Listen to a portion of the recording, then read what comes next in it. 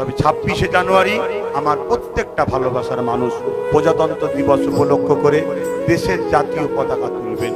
দেশের পতাকা হলো আমাদের গর্ব, আমাদের শান, আমাদের মর্যাদা। কোনো রকম ভাবে ইসলামের নিষেধ নাই, পতাকা তুলুন, সম্মান করুন দেশের জাতীয় পতাকাকে, কোনো অসুবিধা নেই। আমি তো কিছু মূর্খকে দেখেছি জাতীয় পতাকার উপরে পা রেখে দেখি ছাগল ছাগল বলুন, খারাপ লাগলো? আমার পতাকা ডাকেন, ওই ছাগল ডাকেন। এই পতাকার জন্য কত মহামনীষীদের রক্ত বলিদান দেওয়া হয়েছে না হয়নি? তাতে মুসলিম আছে, হিন্দু আছে, পাঞ্জাবি আছে, দলিত আছে, সাঁওতাল আছে, বাগদি আছে, আরো অনেকে আছে। তা ঠিক না বেঠিক? আজকে যাদেরকে আমরা মতুয়া সম্প্রদায় বলি, তাদের কি দেশে অবদান নেই? প্রচুর অবদান আছে। তারাও দেশের এই পতাকার জন্য